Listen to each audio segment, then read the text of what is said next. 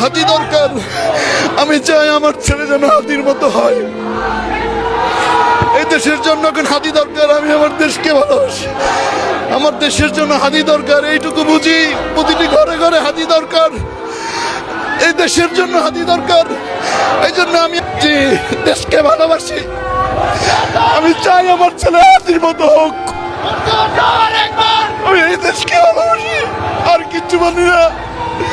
আমি কোনো দল করি না, আমি দেশকে ভালোবাসি।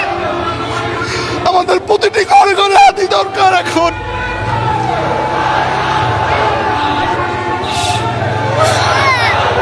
ওসমান হাদির শেষ ইচ্ছা ছিল তাকে যদি কেউ প্রাণে শেষ করে দেয় তাহলে যেন ঘাতকের বিচার হয়।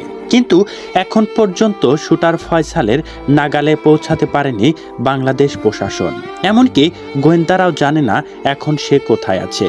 এদিকে আল জাজিরার বাংলাদেশি সাংবাদিক জুলকারনাইন শায়েক বলেন, হাদির ঘাতক ভারতে পালিয়েছেন।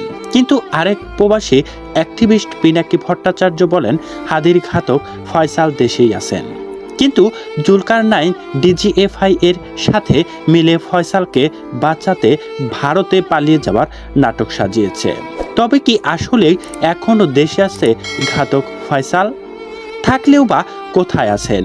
এ বিষয়ে কি বলছে পিনাকি ভট্টাচার্য? চলুন আমরা বিস্তারিত একে একে ভিডিওতে দেখে আসি। তার আগে অনুরোধ করছি, যারা এখন পর্যন্ত ভিডিওটিতে একটি লাইক করেননি, অতি দ্রুত ভিডিওটিতে লাইক করে চ্যানেলটি সাবস্ক্রাইব করুন। অ্যাক্টিভিস্ট পিনাকি ভট্টাচার্য মনে করেন, ঘাতক ফয়সালকে খুঁজে পাওয়া আইনশৃঙ্খলা রক্ষাকারী বাহিনীর জন্য বিশাল এক ব্যর্থতা। এই ব্যর্থতাকে ঢাকতে জুলকারনাইনকে নিয়ে নাটক সাজিয়েছেন গোয়েন্দা সংস্থা।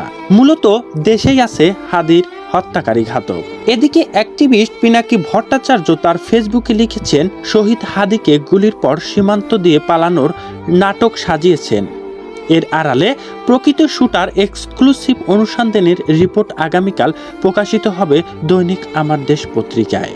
এই রিপোর্টে উঠে এসেছে হালুয়াঘাট সীমান্ত দিয়ে পালানোটা একটি নাটক। এই রিপোর্টে উঠে এসেছে হালুয়াঘাট সীমান্ত দিয়ে পালানো নাটক তৈরি করেছে ডিজিএফআই। কেননা জুলকারনাইন আমার দেশ পত্রিকার সম্পাদক মাহবুবুর রহমানের পেছনে লেগেছে তা বুঝতে পেরেছে। পিনাকির এই দাবি যদি সত্য হয়, হাদির হত্যাকাণ্ডের নতুন মোড় নিতে চলেছে। এদিকে ইনকিলাব মঞ্চের আহ্বায়ক শহীদ ওসমান হাদির মরদেহ 19 ডিসেম্বর সন্ধ্যায় বাংলাদেশে এনে পৌঁছেছে। তার জানাজা শনিবার দুপুরে সংসদ ভবন এলাকায় অনুষ্ঠিত হবে। শুক্রবার প্রধান উপদেষ্টার প্রেস উইং থেকে এ তথ্য জানানো হয়।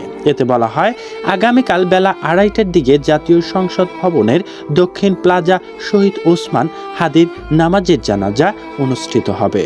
শহীদ ওসমান হাদির নামাজের জানাজায় অংশগ্রহণকারীদের কোনো প্রকার ব্যাগ বা ভারী বস্তু বহন করবে না। এর জন্য বিশেষভাবে অনুরোধ জানানো যাচ্ছে। একই সঙ্গে সংশ্লিষ্ট সবার অবগতির জন্য জানানো হচ্ছে, এ সময় সংসদ ভবন এর আশেপাশে এলাকায় ড্রোন উড়ানো সম্পূর্ণ নিষিদ্ধ। এর আগে গুলিবিদ্ধ হয়ে সিঙ্গাপুর চিকিৎসাধীন অবস্থায় বৃহস্পতিবার রাত 10:45টার দিকে মারা যান ইনকিলাব মঞ্চের আহ্বায়ক শরীফ ওসমান হাদি।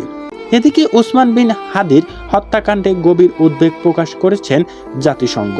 একই সঙ্গে হত্যাকাণ্ডের কারণ অনুসন্ধান বা বাংলাদেশের সরকারকে দ্রুত, নিরপেক্ষ ও পুঙ্খানুপুঙ্খ স্বচ্ছ তদন্তের আহ্বান জানিয়েছেন এই সংস্থাটি।